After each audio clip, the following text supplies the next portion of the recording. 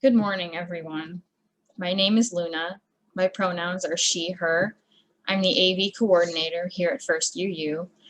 And as many of you know, not least of all because I constantly talk about it, I am an anxious person. Last night, my dad stopped just short of telling me I could have done a whole Joys and Concerns reading filled with just my concerns about the writing and presentation of this message. Today, I'm going to urge you all to imagine people complexly, especially those who are different from us. When I told people that the subject of my message was imagining people complexly, they asked me what that means. Well, other than being something I talk about too much, imagining people complexly is a phrase I stole from author and internet personality John Green, whose books I honestly can't recommend in good conscience, but whose other work is sharp, compelling, and thought-provoking. Imagining people complexly is resisting the idea that people are just one thing, the essentialization of the other. But I'll get back to that more later. I want to tell you a little story about my mom and the fundamental attribution error. For those who don't know, the fundamental attribution error is the tendency for people to overemphasize dispositional explanations for others' behavior while underemphasizing it for their own behavior. In other words, it's the tendency to believe that what other people do is caused by their personality, while what we do is caused by our situation. The classic example of this is bad driving. When you see someone on the road who's speeding, you might think to yourself, that's a bad driver. But what if you're speeding? Well, you just have to get to work because you're already late. Here's the story. My mother, before she was a mother, was a teacher. She had observed that a very young student in another class was frequently coming to school dressed in pajamas. My mom is a curious person and wondered about this kid. Why are their parents not dressing them in the morning became, what kind of parent doesn't even take the time to dress their kid in real clothes? Little did she know that when it was time for her own future kid, me, to go to school in the morning, I would cry and melt down if I was forced to change my clothes. I was cold. I was a very sensitive child. I know that's shocking. So my mom, for a while, became this parent who took her kid out in public with pajamas on because she realized that what I wore out in public was far less important than if I was dressed at all. And she valued my comfort and happiness more than society's perception of a mother and kid who wore pajamas outdoors. She tells me this story as a kind of example of karma. Her fundamental attribution error was pointed out to her by her own kid putting her in the same position as that other parent. In an excerpt from a speech he gave at a literature conference, John Green writes, "Let me tell you what is, in my opinion, the central problem of human existence. I am stuck in a body, in my consciousness, seeing out of my eyes. I am the only me I ever get to be, and so I am the only person I can imagine endlessly complexly. That's not the problem, actually. The problem is you. You're so busy taking in your own wondrousness that you can't be bothered to acknowledge mine." This is what I mean when I say imagine people complexly. It's so easy to imagine people flatly, as one thing only, or to commit the fundamental attribution error. The human brain is well known for seeing patterns when there are none, or for the desire and tendency to put things into categories: male, female, black, white. We must resist this temptation to do what is easy for us. I'm sure I don't need to explain to you how these particular examples can be harmful to people who don't fit into any of these categories. But it is also harmful to people who do fit into those categories, and even to ourselves. We tell ourselves stories about others all the time. Mostly these stories are just repeated stories from what we see in the media or hear about from our friends. Highly acclaimed Nigerian author Chimamanda Ngozi Adichie, in her wonderful TED Talk, The Danger of a Single Story, tells a story about her roommate when she moved to the United States from Nigeria. Her roommate asked her, "Where did you learn to speak English so well?" and was surprised when she answered that English is an official language of Nigeria. She asked to listen to her tribal music and was disappointed when she pulled out her Mariah Carey CD. She thought that she would not know how to use a stove.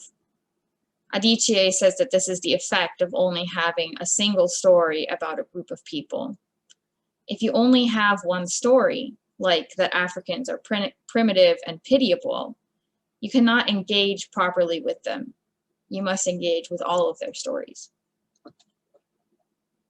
Stories are powerful, and the powerful tend to define and shape the stories of the world.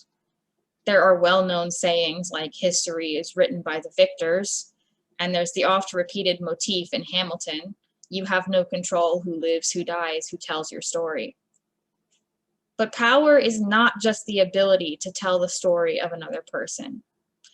It's the ability to make it the definitive story of that person or of that group of people.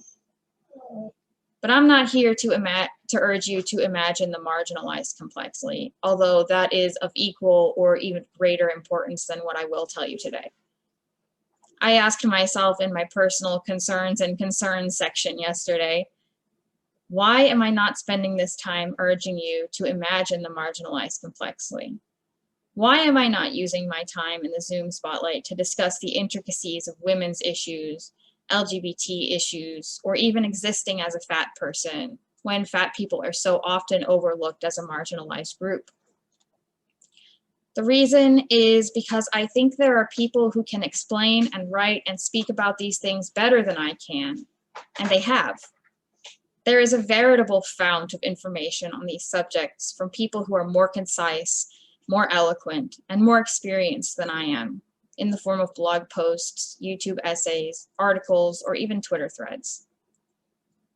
Today, I'm discussing imagining our unfriendly acquaintances, our political opponents, and our outgroups complexly, because it's something I have seen very little on the internet, and I feel like it's information I have the ability to present.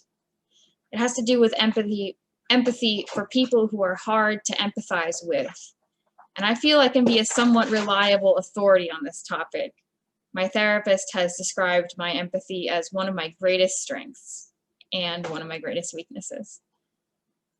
I want to preface this with a caveat, though. There are people who have been beaten down metaphorically and sometimes literally by political ideologies that refuse to acknowledge their personhood or their rights. I'm making a request today that we imagine each other complexly, especially our political opposites, but I fully acknowledge that this is an inappropriate thing to ask people whose rights are at risk of disappearing. I am not asking the marginalized to imagine their oppressors complexly.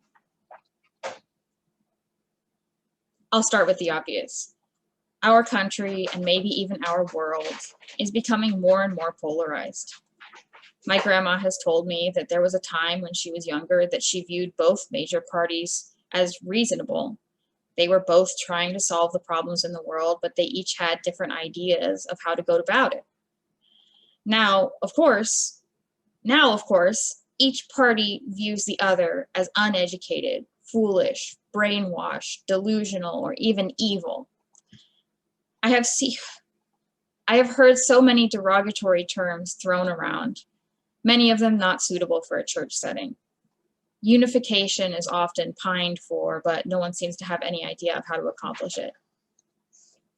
I'm not laboring under the delusion that I have the solution to our country's unification, but I do think that imagining our political opponents complexly, not just dismissing them because they fall into certain boxes, is a good first step.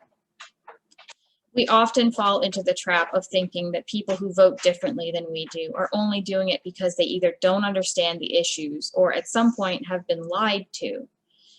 And although misinformation is a big problem in today's politics, I want to ask you, what if it's not just misinformation that divides us on issues? What if it's the very framework through which we see the world? Let's take a step back. The other day I saw an AARP ad on Facebook. I thought it was a failure of the algorithm because I'm obviously not at that age yet, but it turned out to be a nice little video I ended up watching all of. It was a guide to talking with your older loved ones about the COVID-19 vaccine if they're not planning on getting it. It talked through simple things like don't dismiss their concerns, ask questions and take the time to listen, and provide trusted sources they can read on their own time. I knew all of this already because, not to brag, but I have recently completed my psychology degree. But I thought it was an important message to provide to people. People who are involved with politics in oversimplified terms want something different for the country than what is happening currently. Politics is a high-stakes, high-tension affair. Politics affects our lives and the lives of our neighbors. It affects our jobs, our money, our laws, and our rights. It's legitimately scary. I read somewhere that there are only two root causes of anxiety: the unknown and the uncontrollable. Politics can be both. People are scared. It can be easy to forget that people are scared when we see them saying nasty things online or championing causes that we consider unconscionable. But as my therapist says, anger is a masking emotion. People are never just angry. They're always something plus angry, hurt and angry, or embarrassed and angry, or in this case, scared and angry. We must always keep in mind that scared people act differently than calm people, just like scared animals will always act differently than calm animals. So people are scared. So what? They should know what's right and wrong. This is where I bring us back to the framework through which we view the world. We all have certain assumptions we use to base our worldviews off of, and we assume others share those assumptions. But I will ask again, what if they don't? I've been watching a series on YouTube that discusses politics and specifically the certain idiosyncrasies and incomprehensible behavior that some thought leaders or voters exhibit. A point that really struck me was about capitalism and democracy.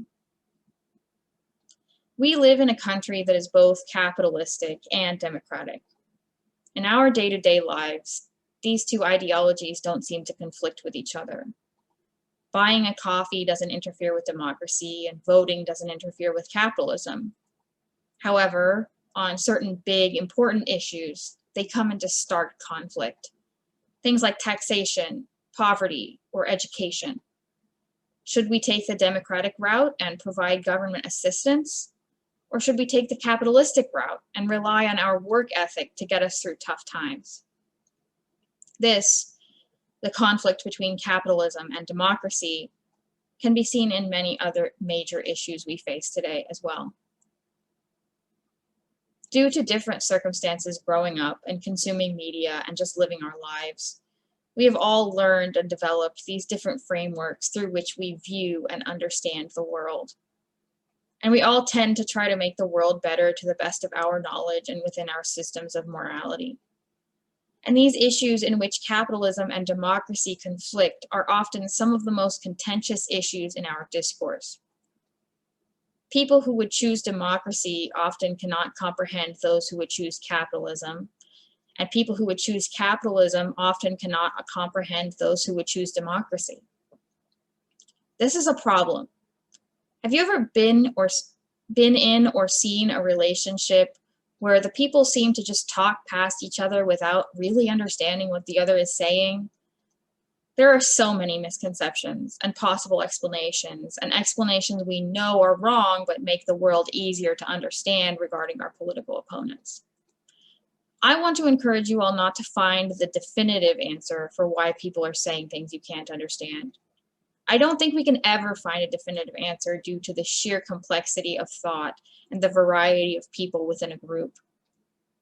I do want to encourage you to imagine them complexly, to make a conscious and intentional decision to remember that these people are afraid, and not just afraid, they've been made afraid by the world around them and the media they consume.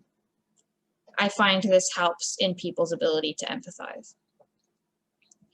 Now, I'm not asking you to excuse the actions of people who spew vitriol online or who claim, frankly, twisted things about the humanity or reality of others, or even take it upon themselves to commit violence in the name of their toxic ideologies. These actions are inexcusable, and we should never conflate imagining people complexly with accepting people's behavior. But I do think it is very important to do. We all, as my favorite line from Walt Whitman's Song of Myself goes, are large and contain multitudes. I think there are many reasons that this is important. I think we cannot, in good faith, say that we are a people of understanding or caring without acknowledging that our political opponents have their own fears and moralities that they're working through. I think that our identity as a people who values truth demands that we engage in this exercise of imagination. I think that by taking time to understand what those who are dissimilar to us are thinking, we improve our chances of engaging them in good faith conversation and even convincing them of some things, like what was discussed in the AARP ad about vaccines. But most important of all, I think that to be empathetic and to aspire to be unified as a nation or a world, to make an effort to value all people at some level, requires imagining people complexly. We must resist the temptation to put people into boxes, to only tell a single story about them, because no one can ever really fit into a box completely. It's untrue, incomplete, and most of all, it's harmful to them and harmful to our own minds. I'd like to end with another quote by John Green from one of his YouTube video blogs. We confer personhood upon each other through empathy and compassion and trust. When we acknowledge each other's consciousness and complexity, we lead better lives and feel less alone in our grief and in our joy. Basically, I believe that we're human because we believe in each other's humanness, and we can listen and work together to alleviate each other's suffering. Being human is both something we are and something we must always aspire to be.